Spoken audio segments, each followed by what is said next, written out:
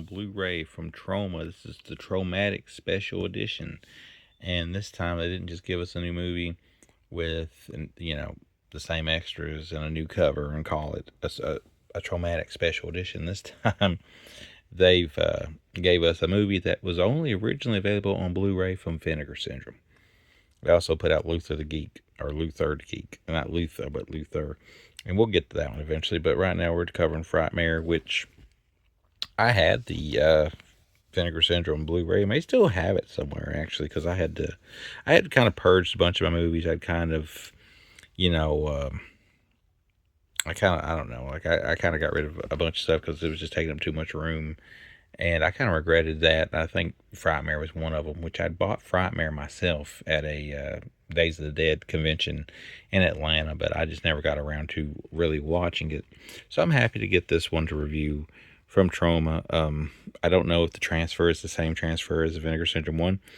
I think it pretty much carried all the extras over because there was multiple commentaries. One from Hysteria Continues people. So you get, introduction from Lloyd Kaufman, which is the same one they use for a bunch of stuff. But I feel like a lot of the stuff is the same. Movie-wise, it's about this old actor. Think, like Christopher Lee type old actor. And he's played vampires and all that stuff. Well, he dies, but he swears up and down when he dies that he's going to come back. Well, he ends up coming back because a group of, fans basically... they kidnap his body and do stuff with him, but a medium brings him back. And when he comes back, he proceeds to pick off these kids one by one, sometimes in some horrific, gruesome ways. And that's really when Frightmare is at its best because it's a good concept. It's like a Weekend at Bernie's gone wrong if Bernie came back and tried to kill people. The gore is good at times. The effects is good at times. I like the main dude that plays... the actor that's dead. I think he's very Hammer-ish. He's like you took a Hammer character and threw him in an 80s slasher movie.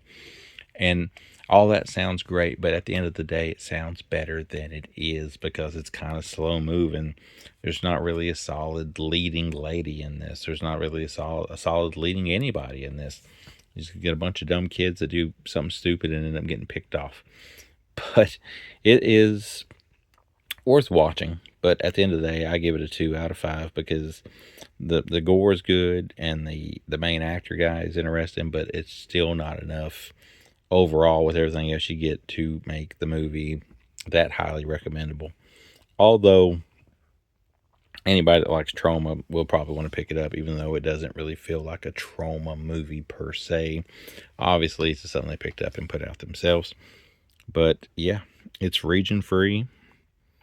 It's not the Vinegar Syndrome version, but it's worth having if you don't have that version. And if you're more of a Troma, maybe, than Vinegar Syndrome person.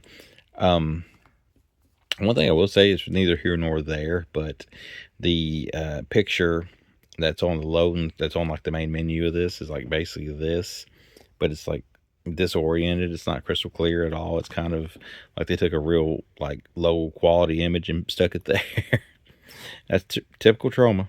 But yeah, Frightmare, it is what it is, and it's a 2 out of 5 for me. But if you want to check it out, I don't think nobody's going to fault you.